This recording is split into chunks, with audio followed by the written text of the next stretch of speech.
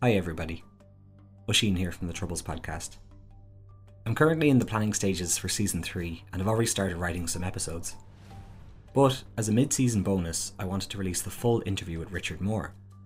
The Richard Moore episode, which was called Children of the Troubles, received a lot of positive feedback and comments, but the full interview with Richard is a good bit longer than what made it into the episode. This interview is a lot less polished than regular episodes and is virtually unedited.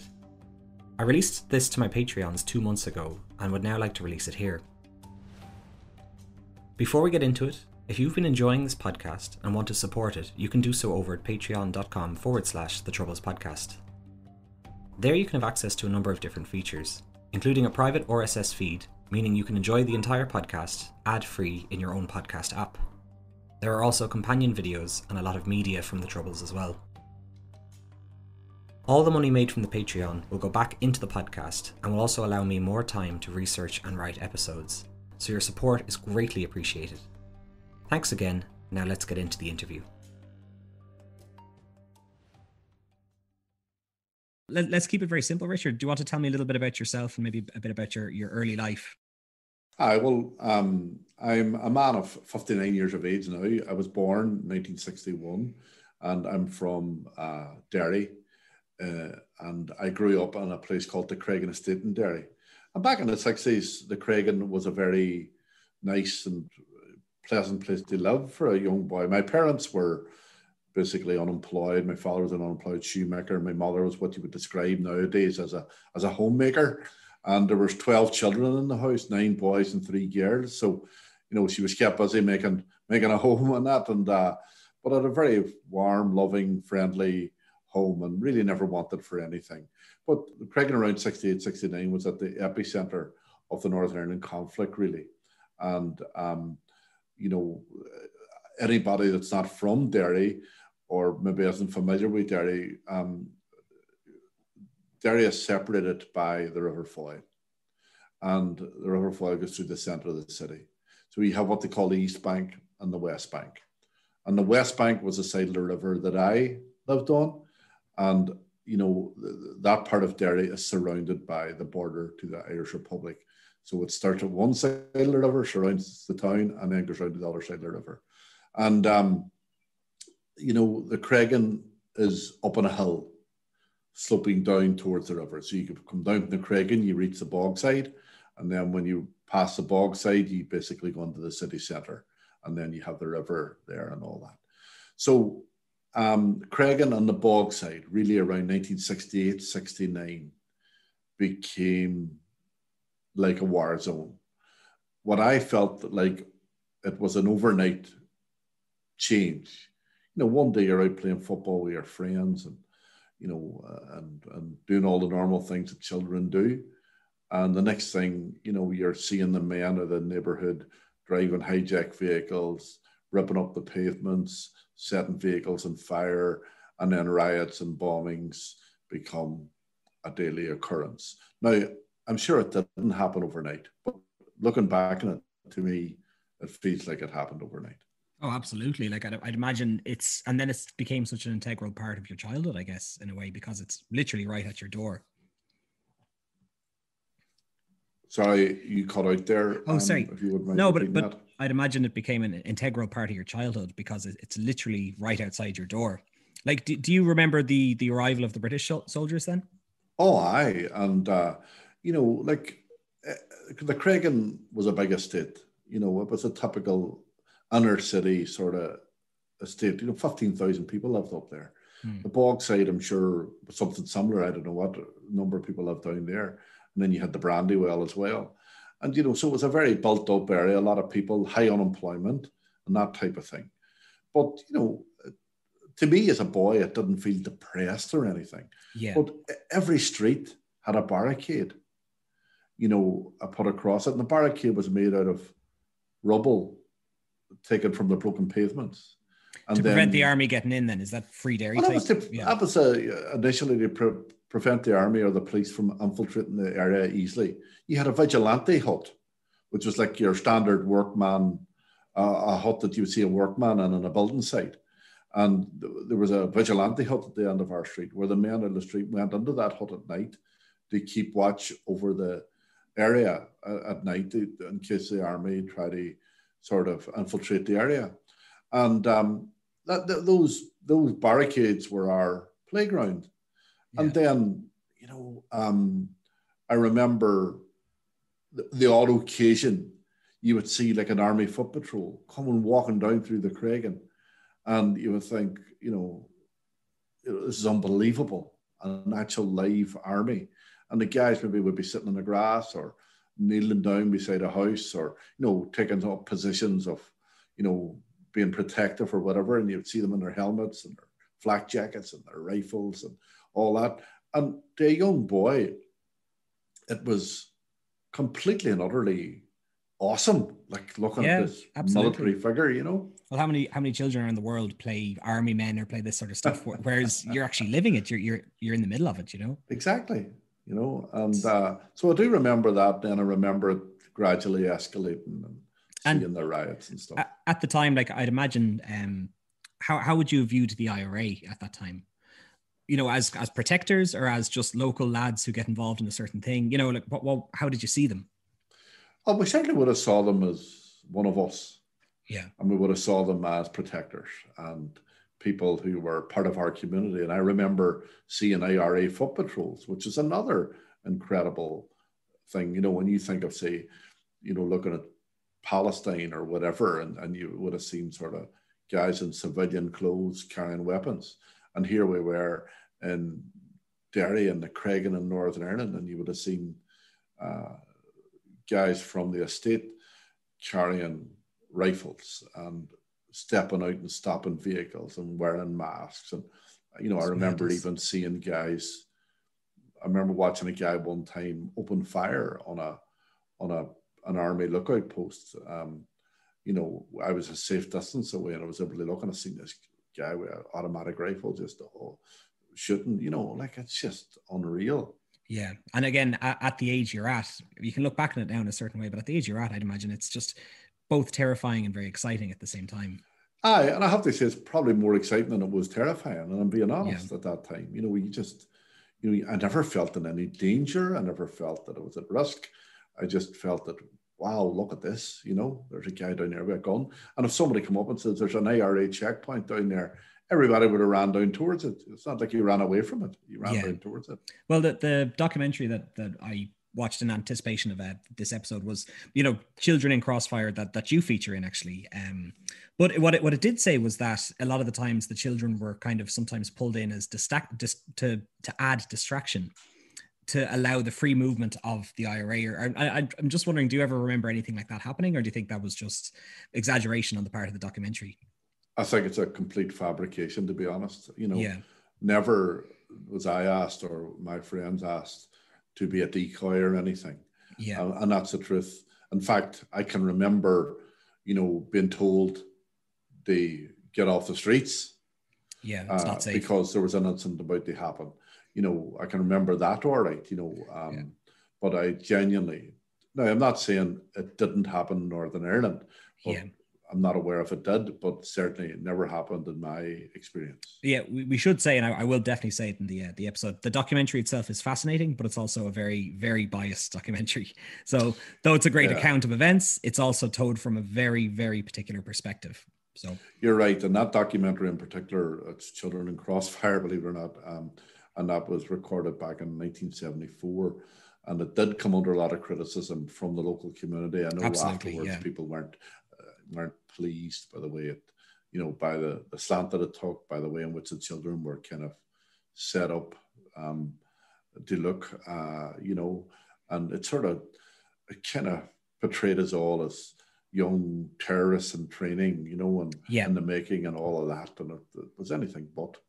Well, it's funny though, because I'd imagine like the media has had a tendency to come in and try and not necessarily put a slant on, but they try to tell the story, their particular interpretation of the story. Like when the rioting happened there recently in March, the international media started getting involved, and they're like, oh, it's back on in Belfast, but like it's just something very exciting on the outside, but they're coming in with a narrative that doesn't necessarily reflect what's actually happening, I think. Well, that's right. And if you ask children to go down and riot so that you can film them, then to me that's not an authentic situation. That's exactly. That's staged. Yeah, you need to actually, it's not real documentary where you're staying with them and seeing just what life is like. Like, one thing I did want to ask you about as well was, did you find that where there was a lot of debris along the ground and bullets and that sort of stuff? Did you find yourself collecting that? Was that something that happened? Or again, was that something that was exaggerated? It was amazing. It was amazing to sort of, like, if you found rubber bullets lying about and stuff like that. Not that you did that often, because people did, snap them up if they were there. And I mean, even during riots, when the army would have fired rubber bullets, people would have been away picking them up. They were like collector's items all the time. So, but you would have come across things like that, come across, rubber bullets particularly, or maybe spent CS gas canisters. Jeez, and did you have a collection yourself at home? I had one or two, but they drift on after a while. But yep, I had one or two, and I've become a big family. I have 9 brothers and 3 sisters, as I mentioned earlier, and I was the second youngest, so my brothers used to land home with stuff as well. Yeah. So so you did have a collection. Every house had a collection at some stage, I'm sure. And were your parents, were they ever afraid for you when you'd go out, or were you kind of just, I'm just off with the lads? Or did they, because I think a lot of the sources I've read is just how normalized the troubles were. After a while, you're like, feck, it's another bomb scare. I won't be able to get to the shop in time, or it just became just daily life, I guess. I think there was a kind of an acknowledgement or a sense that, that anything that would happen wouldn't really turn on us. And, if there was a bomb scare, then, maybe especially in our area, then it probably generally would have been safe enough. Now, obviously that things like that didn't happen, and people were killed by bombs and stuff like that.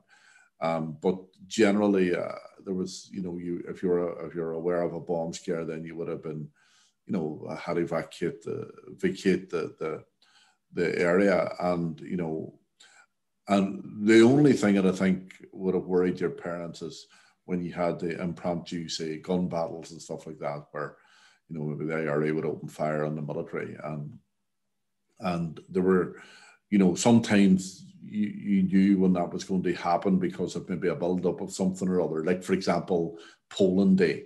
Every election, the school, my old school, was used as a polling booth or a polling station. Yeah. And when the police or the army would come in to collect, pick up the polling boxes at the end of the day, then it was a time when, the IRA would have maybe planned an attack.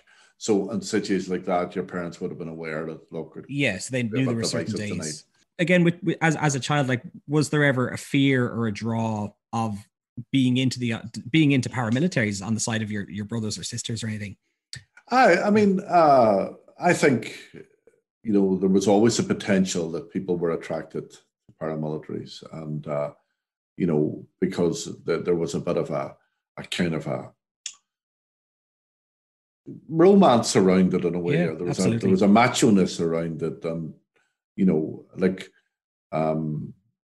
when we would have, even as children, played, in every other part of the world, children would have played cowboys and Indians. We played IRA men and British soldiers, and everybody wanted to be an IRA man. Nobody wanted to be a British soldier. You get the short end of the straw there. So that's how we viewed it. At that particular point in time, like back in the early 70s.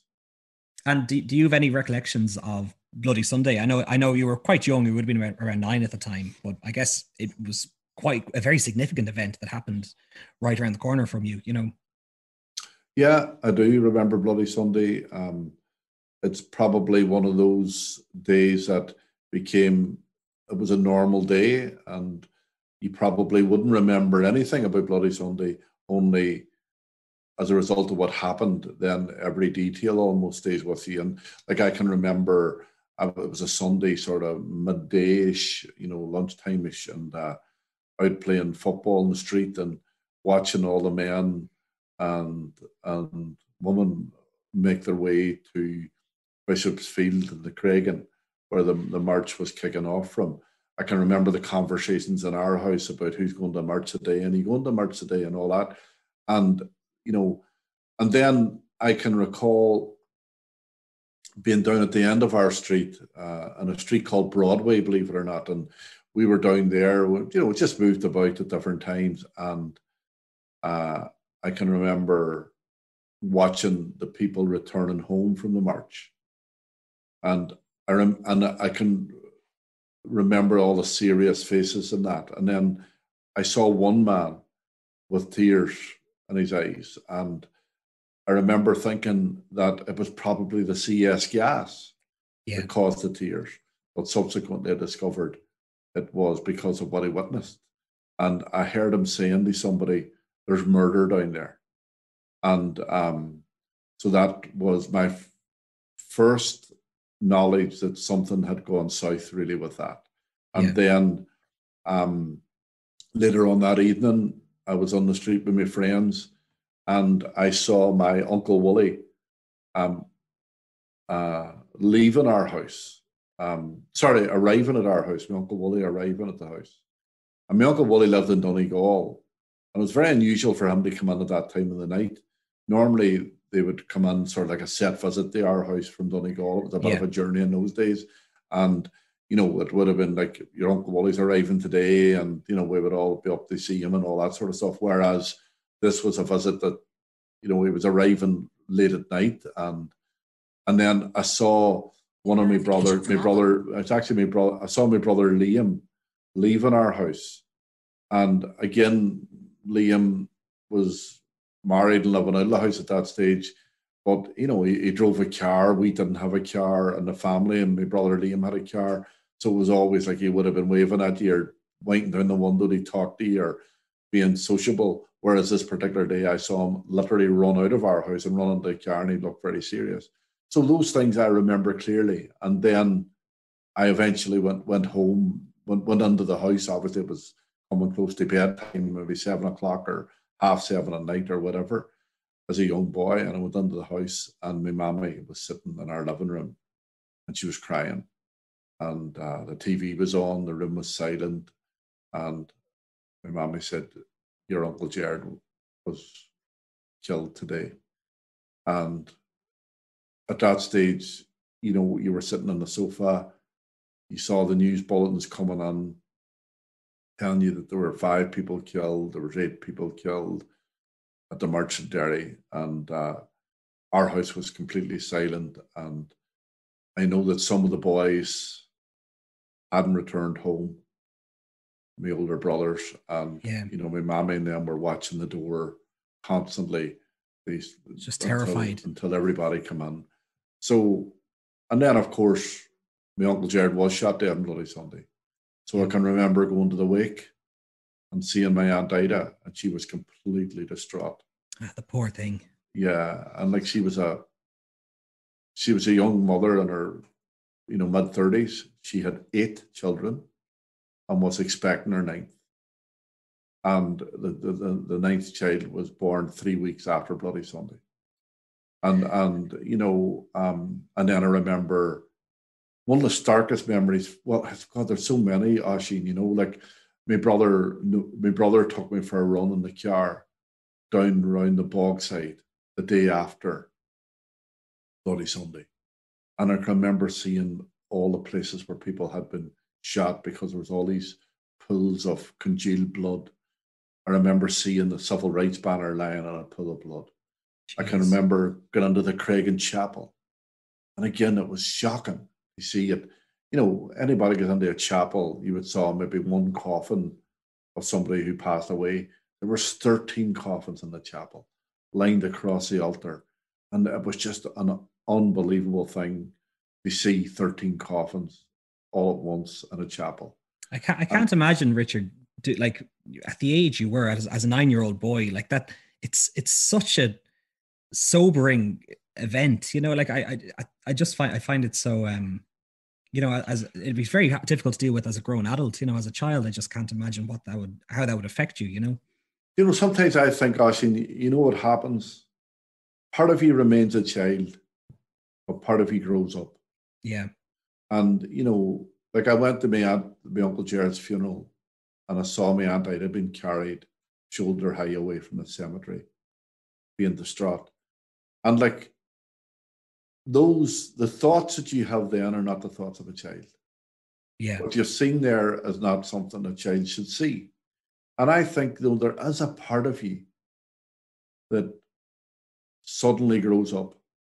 And then there's a part of you that'll still be that child that'll go and play a game of football or it'll or be have a more innocent look. the combination of the two. And I guess in a way you can kind of see how something as tragic as that led to that anger and that hate that really turned some people in the direction of paramilitary violence.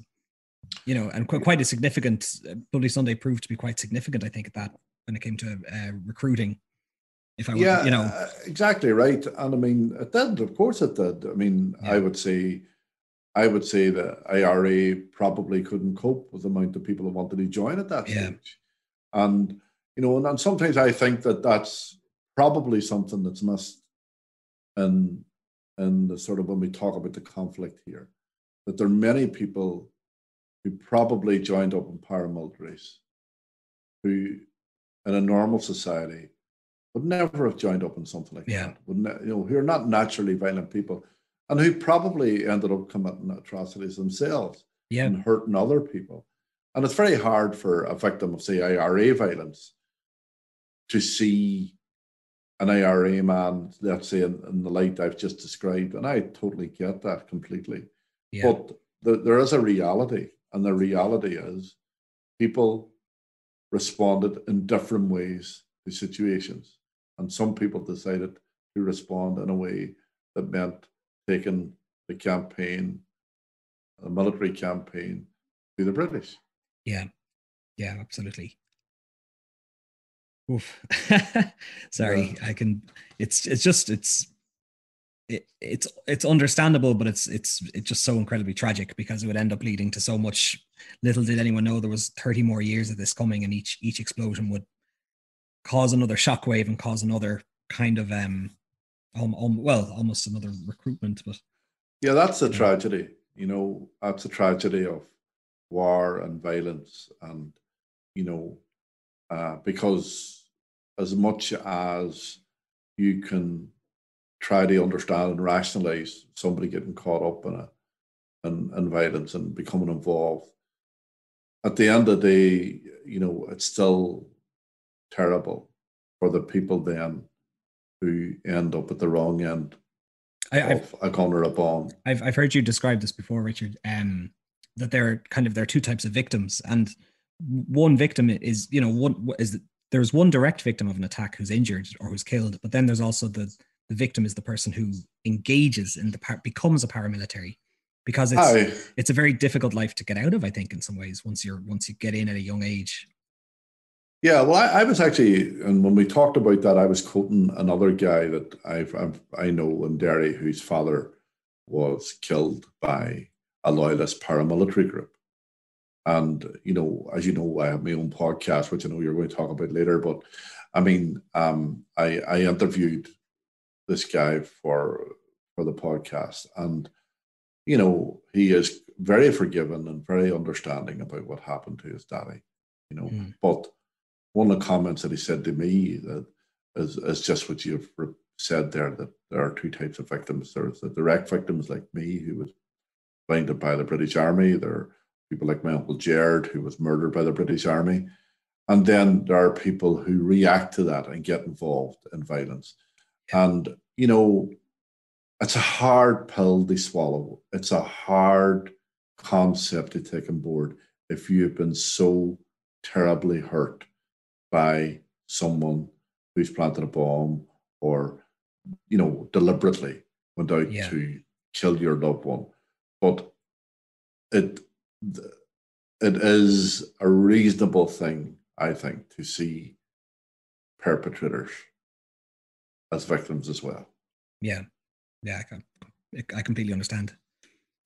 That does bring me, I guess, maybe we should talk a little bit about what happened to you, which was only a couple of months, I think maybe 3 or 4 months after Bloody Sunday. I think it happened in May, maybe. That's right. But yeah, well, if you'd like to maybe explain what happened to you on that fateful day, if you don't mind. Not at all, Oisin. I mean, I was just 10 years of age. I went to the local primary school It was on the edge of the Craigan estate. It was right beside a police station.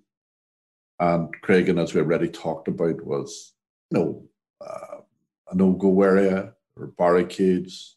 It was, a violent place in many ways. And this police station, because of where it was located, at the edge of no-go area, was a target for the IRA and that. And then the British Army were brought in to protect this police station. And one of the Army lookout posts protecting that police station was faced into the school football pitch. And about 3 months after Bloody Sunday, the 4th of May, 1972, in fact, it's only next week will be my, I think, 49th anniversary. Wow. I was running along the pitch, and a British soldier fired a rubber bullet. It hit me in the bridge of the nose, and I lost my right eye, and my left eye was permanently blinded. So that's basically what happened that day. Did you see the soldier, or was it just you didn't even see? No, you couldn't see the Army. They were inside these. If you visualize the area, I mean, there was a row of terrace houses that faced out onto the road, but the back of those houses backed onto the school football pitch. Okay. But there was a gap in between the houses that would have let you through to the police station. And so the military filled that gap with an Army lookout post that went from wall to wall, and you couldn't see into it. The Army looked out through a kind of a porthole, you might say. But this hut was built to protect the soldiers against bombs and bullets. So it had barbed wire in front of it. Very fortified. Iron. Yeah, very fortified. That's actually the best way to describe it. And so you couldn't see into it at all. And so we used to shout at it, things like that, as kids would do, And but you never knew even if there were anybody in there, because they didn't even react. It's not like you even shouted back out at you or anything. Yeah. The military didn't even react. So it was from inside that the soldier fired the rubber bullet. So no, I never saw.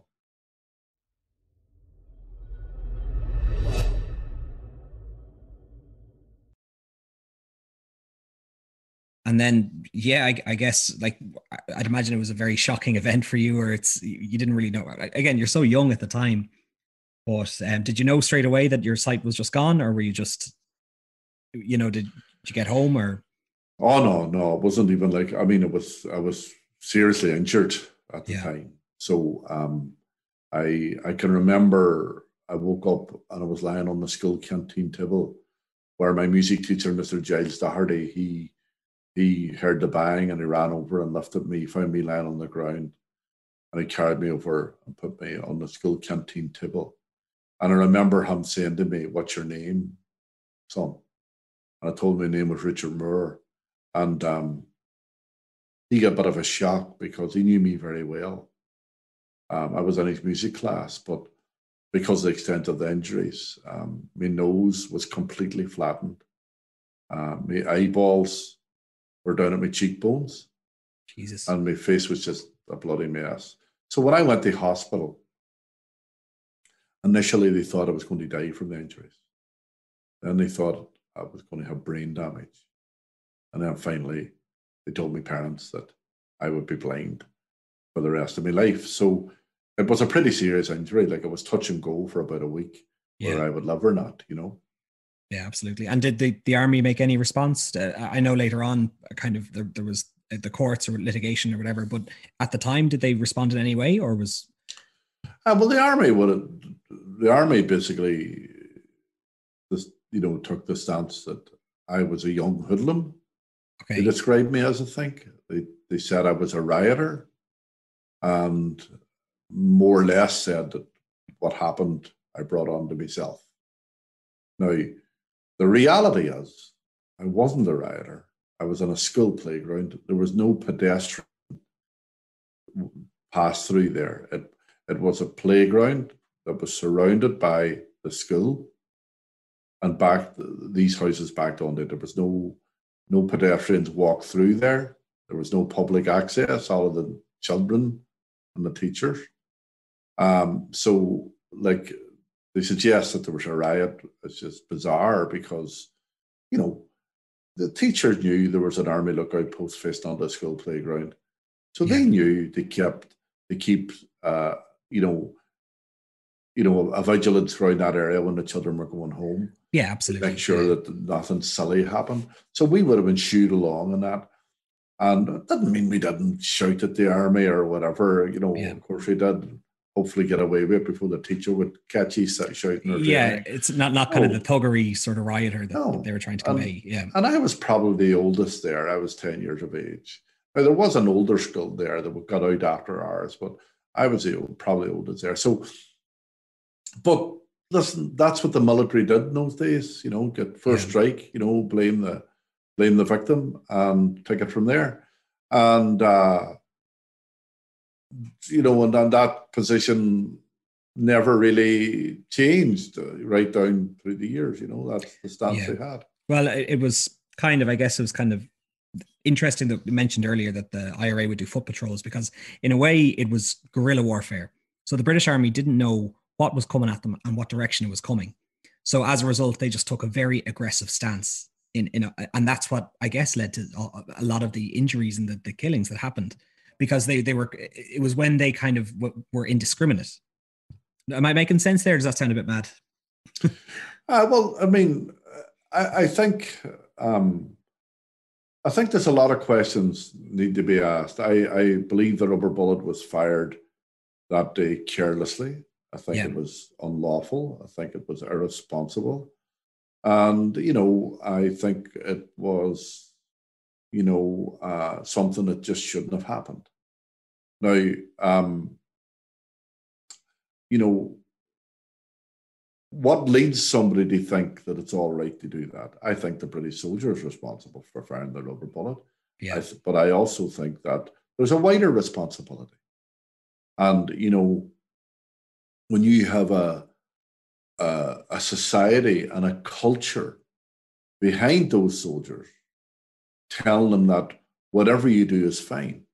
Yeah. Whatever you do is okay. Then, you know, you have to question what leads a person to think that it's all right to do that. What leads a highly trained, fully disciplined British soldier to fire a rubber bullet into a school playground at a group of children and think that it's all right. Think that they're doing it justified. Yeah, absolutely. Yeah. You know, so that I think we have to question, obviously, the soldier, but you need to question the society that supports that activity. Yeah, that was making the calls. And gives that license to behave in the way they behave. But, well, look, we'll move a little bit on beyond that. But did you adjust to being blind? It seems like you did very well from what I've heard in the past. But was it a difficult adjustment for you at the start? Well, yes, I did adjust to being blind, and I bounced back very quickly to blindness, and you know, and have continued to be, you know, almost see blindness in a positive light, and not always entirely in a negative light. Did I adjust quickly? I think I did adjust reasonably quickly, but there were challenges, and at the time, like, you know, you know, I always think there's two sides to blindness. There's the emotional side, and there's the physical side. So the physical side was being able to move about freely and all that. And, you know, thanks to my friends, to the local community, to my family, then, you know, they were really supportive. And, you know, there was always somebody about to guide me around and they include me in things and all that sort of stuff. Yeah, you used to go cycling, didn't you? I used to go on a bicycle, and my friends used to run in front of me shouting directions. You can imagine how that went after a while. They were exhausted. I can't imagine that ended well, but well, who knows? Yeah, well, it ended all right. But I mean, you know, the problem was that, you know, I was cycling at a certain speed and they were trying to run ahead of me, and it became pretty exhausting. But I mean, you know, I did try to mix in the best I could. So there's that physical side of it, and then there's the emotional side of it. And, you know, there were times that I missed not being able to play football the way I used to play football. And I would always say about blindness, like, at that time in the initial days, it has its adjustments. But blindness always has its adjustments. It's not like all of a sudden after the first 6 months or a year, that's it, I have it conquered. That's park that. It's not. There's always something that challenges you emotionally. Yeah. Emotionally or physically? Say if you move to a new space, or is it both? Yeah. Both. It depends on what you're talking about. Like, for example, when I was 17 and my friends were learning to drive and had cars, or remember one night a mate of mine arrived on a motorbike, and you're going, like, physically I can't go on driving a motorbike. I can't go out and drive my own car. And so there's those physical sides to what you're doing, even how you dress.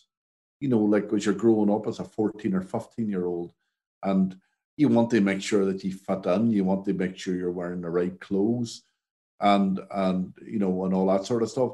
And so how did you conquer that then? Was that my sisters bought clothes for me and all that, but I never felt totally comfortable with my sisters buying me clothes because I thought they were maybe making me dress more feminine or something. They probably weren't, but that's what I was always worried about. Unless you take them off, you wouldn't want to. You want to stay on their good side, I'd imagine. Well, what I done then is I decided to get into a particular band, which in those days the Bay City Rollers were the pop band of the era, and they had this tartan gear that everybody wore, and I decided I would go for that. And I think that was my way of entering into an area that was safe, that basically that was popular clothes, a popular band sort of pushed out. And if I dressed like that, then I was looking reasonably trendy. Yeah, well, that's the thing. At that age, you just kind of want to be part. Like I did it with heavy metal, so I had Metallica and Slipknot and all these bands. Well, it's exactly the same. And you fit in, and this is my way of doing it, I think. And then the emotional side of it is, there's just times that you feel sad about certain things you can't do, and as life goes on, like you just, there will be, and I've accepted there will always be times in my life when something will click in that will really make you feel sad about being blind. Like, for example, when I have 2 daughters, and when both of my daughters were born, I would have given anything to see them. Yeah. And I would still give anything to see my 2 daughters. Like, my youngest daughter got married 3 years ago, and I obviously gave her away, as all daddies do, in terms of their daughters. And, I can remember standing just before we went up the aisle, in a sense, and, just thinking, God, I would just love to see her, yeah. But, I've accepted the fact that happens. Yeah. And there's other things like, my daddy's passed away now, my mommy's passed away. And, photographs are very important for my family, and they would get out photographs now and again. They would look at, that's Mullen Gardens, that's my mommy out hanging up the washing, that's your daddy out kicking a football or whatever it might be. And I can't see those photographs. Yeah. So the only photographs I have are what's in my memory. And, there's times that I would like to have that physical thing. Do you have any audio of your parents? None. Yes, my mommy I do. I have I've none of my daddy. My daddy died when I was 17, and I wasn't organized, or maybe recordings weren't a thing in those days either. But I have recordings of my mommy singing and stuff, and me lovely, playing the guitar and her singing and stuff, so which is brilliant. And that is brilliant, and because they are my photographs in a sense. Yeah, exactly. So there's always going to be that emotional side of blindness that for me, thank God, Oisín, it's momentary. Yeah. I'm talking to you about it now. As I'm talking to you, I feel a lump in my throat. And, there's times the lump takes over and, you get a bit weepy. But, 5 minutes after, 2 minutes after, it's gone. I think you're so exceptional is because you, and I wonder, is this related to it in a way, but you never seem to have possessed any hate whatsoever. And you've never seemed to gone in any direction that would be, for you, you've almost gone straight down the path of forgiveness. And and you've kept that your entire life, where you've just wanted to help others and forgive and approach things in a completely non-violent way. And I just wonder, were you ever tempted, or was it straight away you believed in this?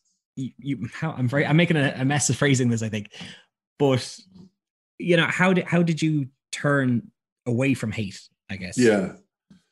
I don't know, Oisin. I mean, I don't remember having any hatred whatsoever.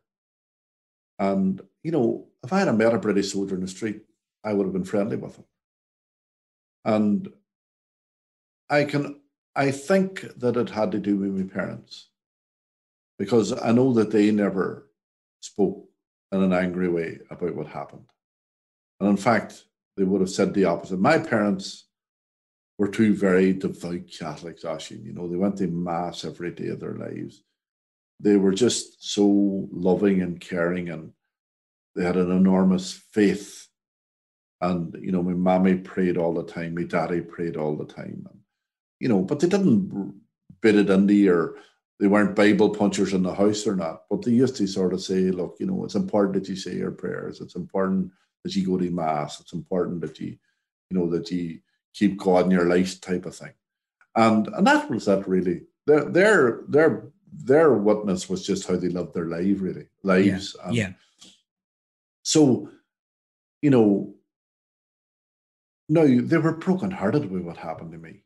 I mean, my mommy basically had a mental breakdown after I was shot, though I was never diagnosed. But the more I talk about it and the more I'm aware of it, then I realised my mommy basically, the woman was found walking down through a main street in Derry in the middle of the road, talking to herself. She used to go and sit in the chapel for hours on end, crying and crying. She contemplated suicide. My mom had all those experiences. And I can remember at night, lying in my bed, and my mommy would come up and she would kneel beside my bed, and she thought I was sleeping. And she would start to say her prayers. And then she would break down and she would start to cry. And she'd be saying things like, God, look at him. He's only a 10-year-old boy. Please give him back his eyesight. Okay. And she wouldn't be saying it in a way that I'm saying it now. She was just desperate. So, and my daddy, he was a remarkably strong man, and my daddy for being an unemployed shoemaker, he was really such an intelligent man and such a practical man. But, when he came back from the hospital after they told him that I would be blind for the rest of my life, he just stood in the middle of our street and cried with the men out of the street, And I was told long after that my daddy had died, and long after the incident, I wrote an autobiography. And as part of the autobiography, I started to research things and ask questions around the family members and stuff because there are a lot of what happened around that time that I wouldn't even be aware of because I was in the eye of the storm. Yeah. And when my daddy was in the hospital, the doctors told him that Richard's not going to get his eyesight back, Mr. Moore, or whatever. And my daddy said, can I give him my eyes? And I just think that that's one of the most incredibly caring and loving and compassionate things that anybody could ever do. Anything. All that he could give was his own eyesight. That's beautiful. That's really, really nice. It's amazing. But they had all that hurt, all that pain, but no anger. Yeah. And that's the reality. Yeah, well, because if it, like I said, it could have gone a different way. If that household had all that hate, you would have grown up kind of hating this other side, which it's I guess it seems quite the opposite. That you grow up understanding in a way. It's so easy, actually, because and that's one of the lessons in life for me. And I take a lot of lessons out of my story. There's a lack of anger and the presence of forgiveness and how important it is. But, as well as that, what I've learned is how important you and me are in the lives of other people, and what we say and what we influence can either point people in the right direction or the wrong direction. So quite often you would hear me saying, like, whether you be a father or a mother, whether you be a brother or sister, whether you be a politician, whether you be a leader of some description, what you say is very important. And you've got to take responsibility for what you say. Yeah. And, if my mommy and daddy had been sitting in our living room going, I'll not be happy to every British soldier's locked up in jail. I never forgive these guys. And, I hate them, and I hate them until until the end of my days. And, that soldier that blinded you, Richard, I'll not be happy until he's in jail and the key's thrown away. And what do you think I would have been thinking? Yeah. I would have been thinking the exact same thing.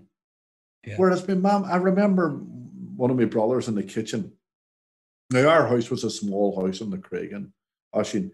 And, so when you're sitting in one room, you could hear what's going on in the other room. I mean, Mommy spent her whole day in the kitchen, washing and cooking and ironing and cleaning and all the stuff. Like, that's just, her life was in the kitchen.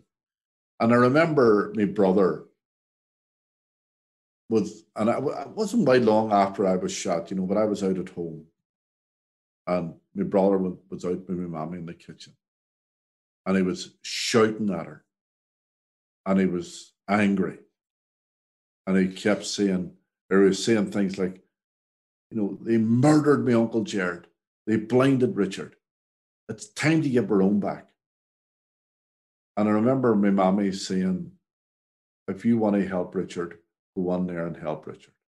But you're not helping Richard by hurting somebody else.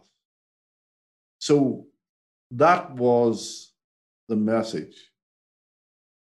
And when I think of my mommy saying that, how incredible is that? In the middle of her own hurt and pain and mental anguish, she was able to say, you're wrong. The way you're thinking is wrong. So it's very brave. It's incredible. It really is. Yeah, absolutely. So if I have notions of forgiveness, then that's where it comes from her. Yeah. Your mother sounds like an absolute hero. That's really beautiful, honestly. Really, really lovely. No, I know, and it's nice for me to have those thoughts too. Yeah. Like I owe so much to both of them for the example that they set for me in my life. And all of that contributes towards my ability to accept blindness, my ability to move on with my life. Well, you've never you don't use a cane, do you? I don't use a white stick or a guide dog. And it's funny, you wonder why that is. And this is where I think sometimes the point I made earlier, where you kind of grow up in one part of your brain and the other part of your brain still remains a child. I wouldn't carry a white stick because I don't want people to see me as a blind person. Now, where does a 10 or 11-year-old get that from? Yeah. It's such a an adult way to think. Yeah. I don't want people to see me as a blind person. So instead, I used to go around the street using the end of a fishing rod. Okay. He's not blind. He's not blind. He's just going fishing, I swear. He's not blind. He just got off his head and got around with a fishing rod. So, if you don't mind me asking, like, getting around now, then, do you, without using the cane or the dog, is it more difficult to use your hands? Or in terms of being in the house and in the office, stuff like that, as most blind people will tell you, when you're in your own environment, you're as familiar with it as anybody with sight is, so you can walk around without any real needing any assistance whatsoever. Where it becomes a challenge is when you go into an environment, or like, I can't get up and literally say I'm going to walk down to the shop or down into the city centre, where I am at the minute, say 6 or 7 minutes walk from the city centre in Derry. I can't just get up and do that. Yeah. So that's, if I had a white stick or I had a guide dog, I could do that. If if trained properly. But I've never felt the need to have that level of independence. So if I can't go to the shop now, then I won't go to the shop. So I've lived my life through taxis, buses, trains, planes, and automobiles, and then obviously friends guide me about in that. Now, it's always right for me to acknowledge the fact that not everybody has that level of support. Yeah. And so, they do need their training. And I wouldn't rule it out for me in the future. But at the minute, I don't need it because I'm content to I'm content with the limitations that blindness puts on me. Yeah. And, but also, I have enough people around me that if I need to go anywhere, I need to do anything. Yeah, the support structure is there. The support's there, like on a hourly basis almost. But and again, that's another interesting thing about blindness, Oisín. And one of the reasons why maybe I've accepted blindness is you have to accept the limitation of blindness. Like, as much as I lead a normal life, my life isn't as independent as yours would be. Yeah. You could say now, right, I'm going to go to the Chippy, or I'm going to go to McDonald's, I'm going to go up to town to do a bit of shopping, I'm going to get out and go for a walk, and you just go out, hop in the car, drive up onto the hills, go for a walk, drive into the city centre, go to McDonald's, whatever it is you want to do, and you can do it all without a thought. You need to prepare or plan. I can't do that. Yeah. I simply can't do that. Now, is that important to me? And the reality is, it's not. And what I've learned is that if I keep focusing on the things that I can't do, then I'm going to be a very unhappy person. Yeah. And if you think about it, there's probably things you can't do. There's probably things you can do, but you couldn't be bothered doing. So you can build these things up in your head to become. Yeah. I've accepted the fact I can't jump out on there, grab the keys of the car, and drive off. If I'm going to constantly yearn for that, then I am going to be a very unhappy person. So it's focusing on your limitations versus focusing on your abilities. I guess, and it's focusing on what you can do, not what you can't do. Yeah. And I don't know what percentage. At times, 100% of my life, I'm able to do exactly what I want to do. There's times that only 40% or 30% of my life, I can only do what I want to do. So it depends what it is. Yeah. It depends when you're doing it and all of that. But it's just learning to accept the fact, right? I can't do that. So I can't drive a car. Yeah. Why focus on that? My sister-in-law doesn't drive a car. My sister-in-law never learned to drive. So that's my phone talking. My sister-in-law never learned to drive. So, the difference between me and her is she has a choice. I don't. But am I going to allow but the end result's the same. Am I going to allow that to dominate my life? That I can't physically drive a car. Yeah.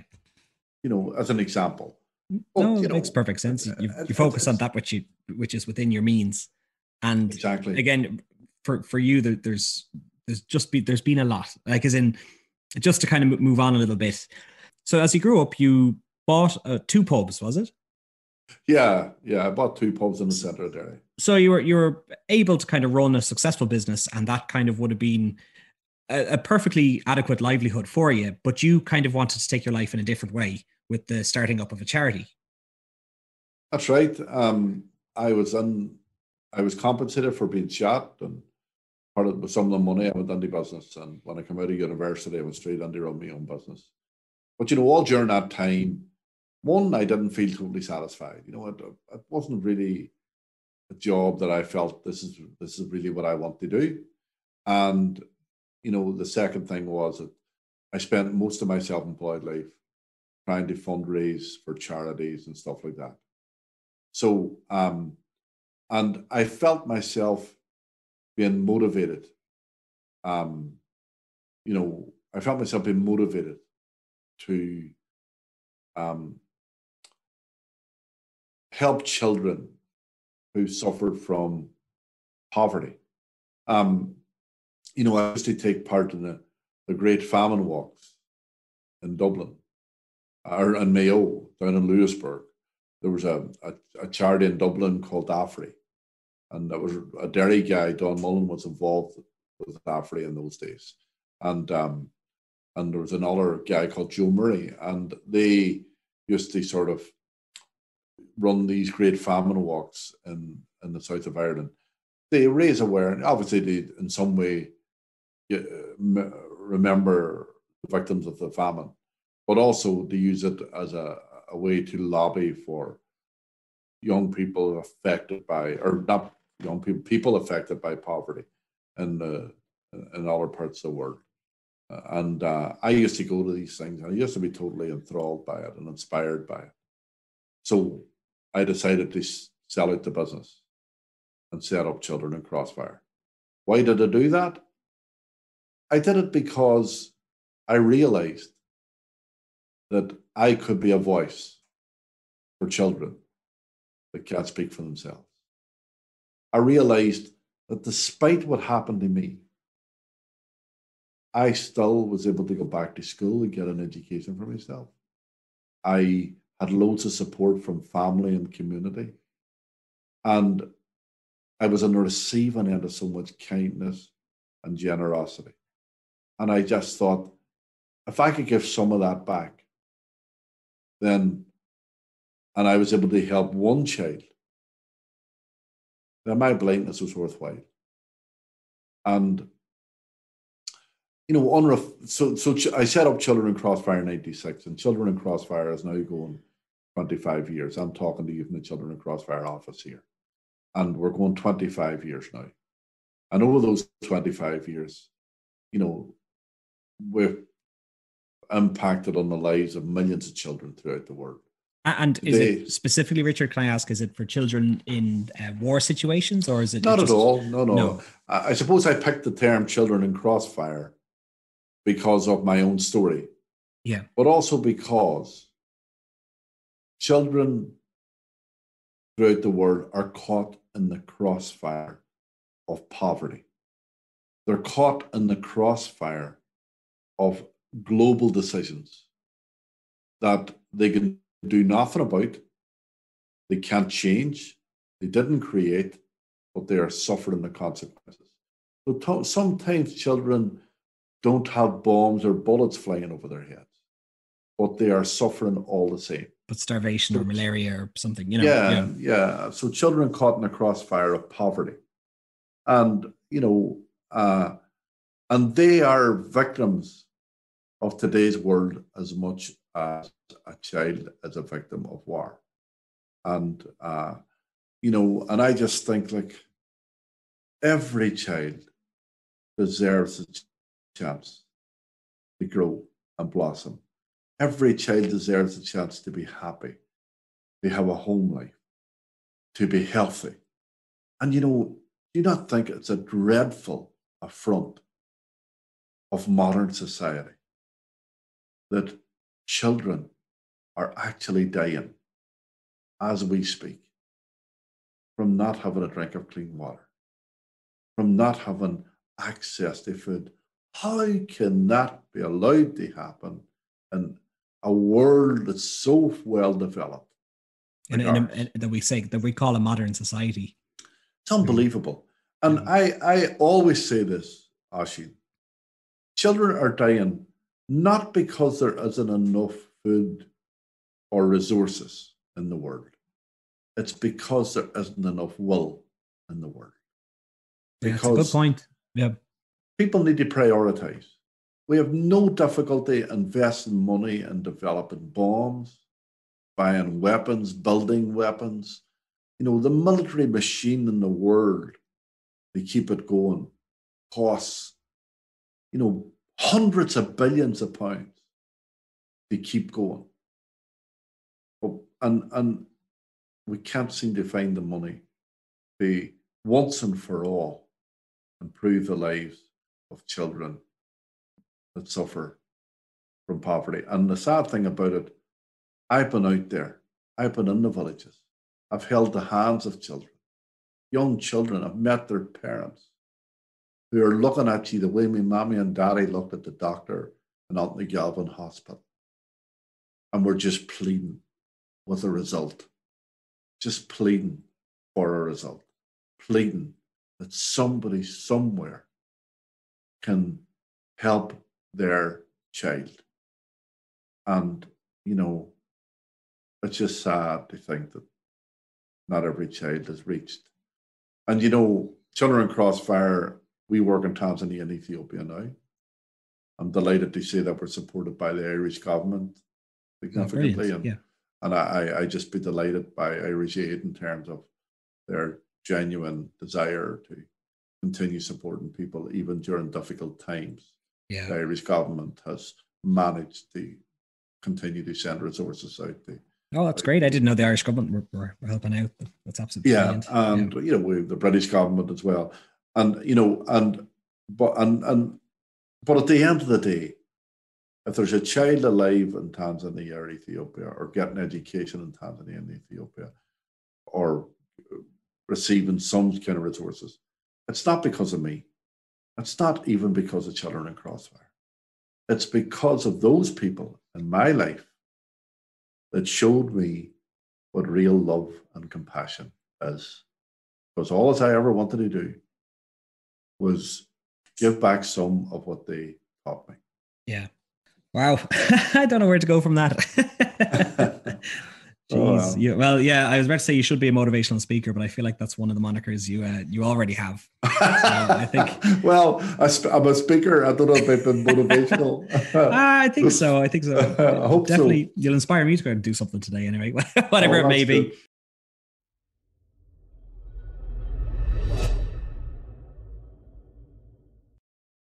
But okay, I've just a couple more I want to get through, Richard, and then as it turns out, you actually met the soldier who blinded you, and I think it was maybe about 20 years ago, maybe, or was it 2005? And how did that come about, or was it just were you trying to find him, or did he seek you out, or? Well, throughout my sort of, I suppose when I was a young adult, Oisin, mid-20s. I began to, up to then, I really didn't think about blindness, didn't really think about how I coped or anything like that. I just got on with life, played in bands, had a recording studio, loved football, followed football, hang around with the guys, done everything that a young teenager, young adult would do. And I began to sort of think, why am I so happy? Why am I so content and all that? So we've covered a lot already in this conversation. But I began to become curious. I began to become curious about the man that blinded me. And when you think about my incident, Oisin, at the end of the day, when you peel everything back, there's two people involved, and that's me and the soldier. The most significant thing that happened to me in my life was being shot and blinded. The person I am, the personality I have, the way my life has evolved, was all dictated by that incident that day. I always say when I was knocked over by the rubber bullet, I was knocked on a journey. And the other person that was involved in that experience was a soldier. So I often wondered about him. And at times it was like looking into a shadow. You knew there was somebody there, but you didn't know anything about them. Yeah. So I built up this image over the years that the soldier was 18 years of age. He was in an army lookout post on the edge of a no-go area. He was probably crapping himself, frightened, dangerous area to be in. But I always said to some people, and I had no anger, as you already discussed, so I wanted to meet the guy.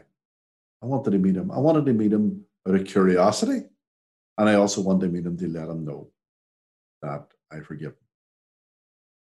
And I said it on many occasions. I would have done chats like this, I would have been on the newspapers or TV or whatever, and I would have always said, I'd love to meet the soldier someday. But to be honest with you, I thought I would never meet him. Yeah. Because it was too sort of closed down. Yeah, and the British Army are quite secretive as well. It's sometimes exactly. very difficult It's to find security issues and all that. But eventually, this crowd in Belfast were making a documentary about my story. But they were making it for the BBC. It was called Blind Vision. And we were in a peace process. Things began to relax, and they were able to track down the soldier. So ultimately, I wrote a letter to the soldier. I didn't know his name at that stage. And they hand-delivered it to him. And 3 weeks later, the soldier responded to my letter. And then in my letter, I asked him, would he be willing to meet? And when he responded, he said he would. So then we arranged to meet in Scotland. And it was fantastic. It was an amazing experience, you know. He was the age of 30 when the shooting happened and stuff. So he was older than I think probably what you'd imagined, was it? Exactly right. And that was one of the big major adjustments for me. When I received the letter from him and I realized that he was in his 30s when he shot me, he was a captain in the army. And so that whole image that I had for 33 years was turned on its head. And that did take a bit of mental adjustment for me because I did get a bit of a shock in that one. Yeah, well, you'd kind of not necessarily excused it, but you'd said, oh, he was a young, untrained, inexperienced, but instead he was actually well trained. Yeah. And that did, you know, you're right, and you know what, I did in some way excuse the actions of a soldier because I felt the guy that fired the bullet was barely a child himself, and then to discover that he was a full-blown adult, fully trained captain in the army, probably shouldn't have been firing rubber bullets, wasn't his job. So it sort of gave me a different slant on it. But, you know, I got over that after a 24-hour period. I processed it and, you know, I cried about it. I thought about it. And you know, I eventually still wanted to meet him. So, you know, we met in a hotel foyer in Scotland and it was an amazing day. It really was. And I suppose I would say that I learned two things about forgiveness that day. The first thing is forgiveness is a gift that you give to yourself. And what I mean by that is, you know, that, you know, forget about Chard, forget about anything else. Forgiveness is about you and about you fighting freedom, about you releasing yourself to be happy. And then the second thing is forgiveness doesn't change the past, but it does change the future. And again, I reflect on that quite often. And I try to say to people, look, the fact that I forgive Charles isn't going to give me eyesight back, isn't going to take away the hurts that were caused. But what forgiveness does do and has done is change your future and, you know, it helps you to move on. Yeah. And, you know, all of that stuff to me was incredible. And then just to get to know him and get to chat to him, you know, and you know, I wasn't a soldier anymore. And the thing, you know, you realize is he becomes a human being. He's a father. He's not just kind of, he's not just the blank space you're looking into in the fortified barracks that you don't know if someone's there or not. It's just an actual person who I think, sorry, we should say his name is Charles. Charles Ennis, yeah. But like he had a child the same age as you, you know, he obviously didn't set out to shoot you that day or, well. No, I think that Charles, I asked Charles that he deliberately aimed the bullet at me. And he said, no. He said, Richard, I didn't even see you. Yeah. So, in his view, rubber bullets didn't cause any damage. Now, you know, and I know that that's not true. And I often wonder how Charles would even think that. But the bottom line is that's what he says. And, you know, I either accept it or I don't. And, you know, but he fired.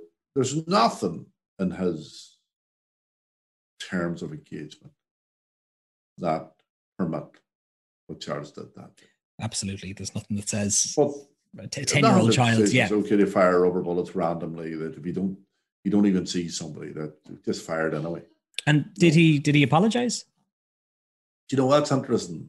For 6 years that I knew Charles, if you had asked him, and I mean, me and him are good friends and remain good friends and still good friends. But if you had asked him during that first 6 years, do you apologize? Or did you say sorry? He'd have said, no, I didn't say sorry, nor do I feel I need to apologize. But do you know what? I always knew he was sorry. He just couldn't bring himself to say it for some stupid reason, I think. Some misguided reason, let's say. It might be an admission. Yeah, sometimes exactly. that could be. Well, we never know. We'll never know inside his head. But eventually, 6 years after, we were in Derry here together, and we're over in a local hotel, and we're chatting, and the sorry question come up, and I said to him, "Look, George, the event we were doing the next day." I said, "George, you're probably going to be asked the sorry questions tomorrow." You probably get it a lot. And he said, "Richard, I am sorry." And I thought, wow, because I wasn't expecting it. I never asked him. Sorry was not a condition of my meeting with him. Yeah, it wasn't a conditional forgiveness that you were providing. It was an absolute forgiveness. Yeah, and as a result of that, then, when he said it, I nearly fell off the chair. It was overwhelming because I never asked for it, and I still got it. So what did that tell me? And again, I'm always looking for lessons. And the lesson it taught me is, maybe I was 100 miles down the road in my journey ahead of Charles. And he had to make his journey too. And many people said to me, I wouldn't have met him until he apologized. If I had have operated under that those conditions, then Charles would have never made that journey. No, he would have never. It would have just been the same. You would have never met each other. Yeah, and he would have never have said sorry. So, in my reckoning, you should never set preconditions to reconciliation, because if you genuinely want to reconcile with somebody, you've got to allow them to be who they are. And they've got to allow you to be who you are. They've got to live in their space, and you've got to live in your space. You don't have to agree, as long as you facilitate that. Yeah, and in doing that, as long as there's understanding. Yeah, and in doing that, what's happening? You're freeing up each other to begin a dialogue. And just let's see where that goes, And that's what happened to me. I'd imagine those 6 years in the making, that was some burden off his shoulders. Even if it's 3 simple words or whatever, I'd say that's some weight that he'd been carrying around for all those years. And, just to finally say it and to put it out in the open, I think is a very important, was very important, I guess, I guess it was, and it's a freedom for him too. And, he's getting no younger, like all of us. And I just think that, there's some kind of peace in that, some sort of putting things to bed. And, the older you get, actually, I don't know what age you are, but 30 years you're young. 30. Well, you're a young man. And the older you get, the more you realize that, that life goes through very quickly. And, and I would like to think that if I hurt somebody, that I could apologize. I would like to think if I hurt somebody, that they could forgive me. Because ultimately, what's it all about? What's life about? We do sometimes hurt somebody. We do sometimes do something. And, sometimes good people do bad things. And it doesn't make them bad people. It just means they've done something bad. And I would like to think that if I done something bad, that somebody could see the goodness in me and try to move beyond it and allow me that mistake, that disaster, that deliberate wrong action, whatever it is, that somebody can see that was a bad thing, but that's a good person. Yeah. Absolutely brilliant advice. Well, Stuff I might have to take home as well, you know. well, if it helps, it's good. So the past few years of your life, Richard, have just been, I'd imagine, a whirlwind. You know, you've met the Dalai Lama a couple of times. You've done a lot of other things. You own a radio station. You are a musician. You are still traveling back and forth to Africa, I'd imagine. So I don't know how you have time to do anything. Tell me a little bit about the podcast that you've started. I during lockdown. Well, as you know, I'm very interested in radio.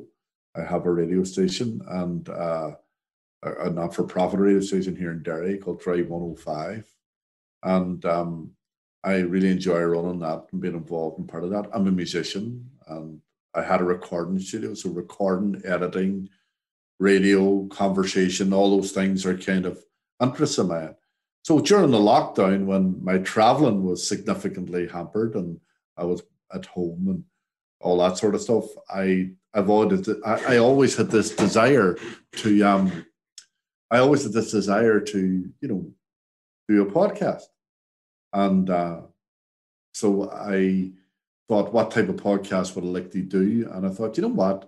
I would just like to do a podcast that let people tell their story, not unlike what you're doing here, Oisin, probably very similar, but I just wanted to do something because me being able to tell my story has been so, enriching, so healing over my whole life. And I thought, I'm just going to let people tell their story. Plus the fact, through my work, through the travels that I've made, I've met so many people. Yeah. And I thought I may as well use it as an opportunity to get stories. So I come up with a name for a podcast called What About You? Well, I don't know if you know anybody from Derry. Yeah, it's a Derry slang, isn't it? It's a Derry. Normally I'd say What About You, which meant how you doing. So I thought, I'm not going to call it What About You, but I'll call it What About You. So I'll be a lot more proper about it.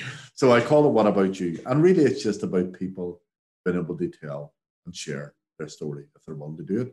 The first series of the podcast I've recorded about 13 or 14 now, but there's 10 uploaded, and it's all of them are about the conflict.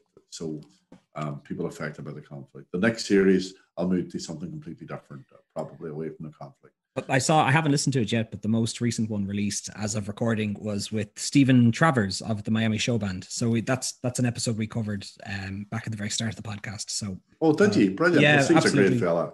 Yeah, I'd love to have a word with him someday. So hopefully sometime soon.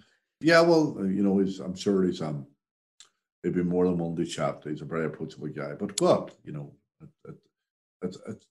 I think I'm getting. Well, I am getting, if not more out of it, certainly as much out of it as hopefully the participants are. I think it's a wonderful idea. Just let people talk. Just let people talk about their right. time. Because again, what I find very interesting with the Troubles is that I'm getting a lot of younger listeners that I really didn't expect, and it's just people who they haven't heard. They haven't really heard the stories because people have been. It's still so raw that people don't really want to talk about it yet. And I think these are important times, and these are important, even just pieces of history to capture as well.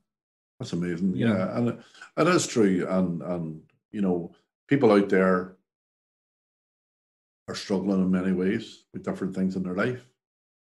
So, like, why do I share my story? Why am I sitting here chatting to you today and recording this? And the reason why I do it is because I realize that there are people out there who might benefit in some way. I might help them with some issue they have in their life.